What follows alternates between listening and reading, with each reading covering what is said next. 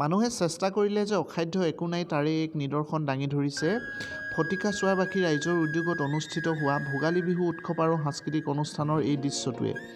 আপোনালোকে এই দৃশ্যটো ভালদৰে মন কৰিব। এই দৃশ্যটোৱে হ'ল স্থানীয় বস্তুৱে অৰ্থাৎ বাঁহ বেত নৰা বা খেৰে নিৰ্মাণ কৰি উলিয়াইছে জোনবাই দেশ আৰু সৰগৰ জখলা। এয়া মনদ্বীপ মৰাণৰ সম্পূৰ্ণ নিজা প্ৰচেষ্টা সম্পূৰ্ণ নিজা পৰিকল্পনাৰে ফটিকা চুৱাবাসী ৰাইজৰ উদ্যোগত এই জোনবাই দেশ আৰু সৰগৰ জখলাটো সুন্দৰভাৱে সাজি উলিয়াইছে। এয়া মই ইতিমধ্যে জোনবাই দেশলৈ বুলি ওপৰলৈ উঠি আহিছোঁ আৰু ওপৰৰ পৰা কিছু অংশ দেখুৱাইছোঁ আপোনালোকক।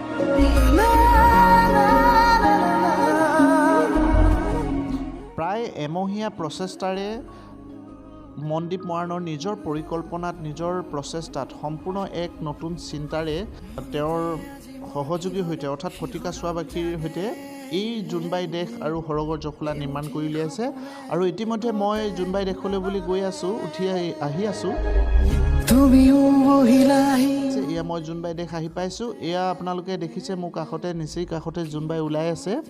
আৰু এই যে গোটেই পৰিকল্পনাটো ইমান সুন্দৰ ইমান ধুনীয়াকৈ সাজি উলিয়াইছে আপোনালোকে নিজৰ চকুৰে চালেহে যেন বিশ্বাস হ'ব।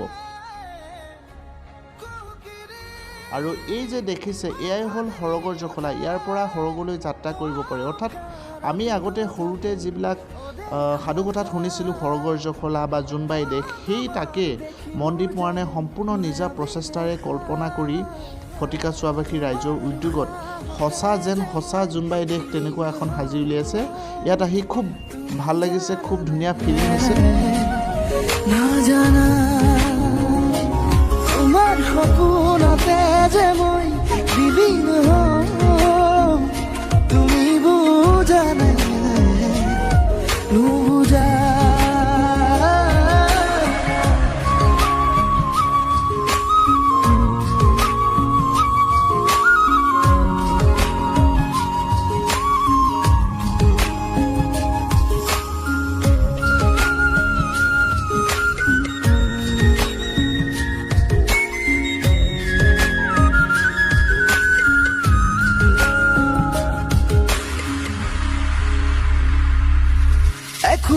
দুকুলাকৈ বাঢ়ি অহা মৰম চেনেহিও তুমি মোৰে সাথৰ ৰাতি ৰাতি মোৰে গাদু শীতল কোমলকৈ আগলিৰ উমাল পৰশ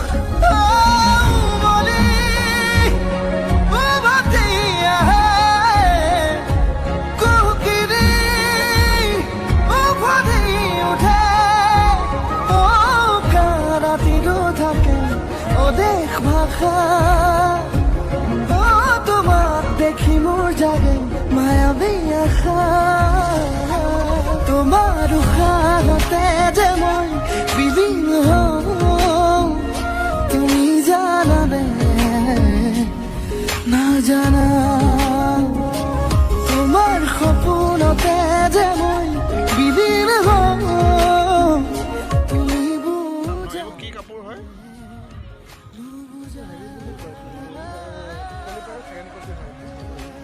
পাটৰ ন?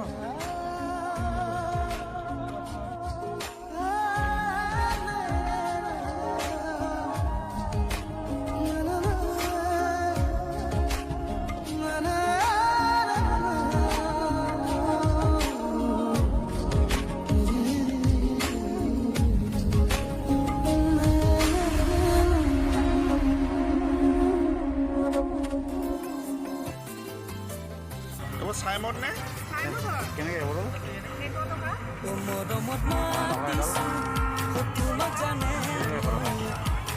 ষ্টিকটো 100 কেইপিচ আছে? 5 পিচ।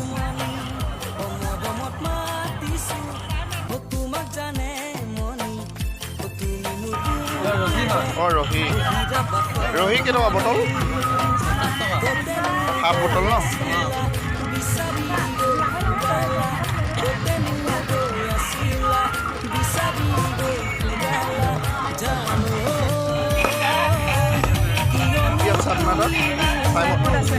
চাইমদে আছে ন? কেইটকা বটল?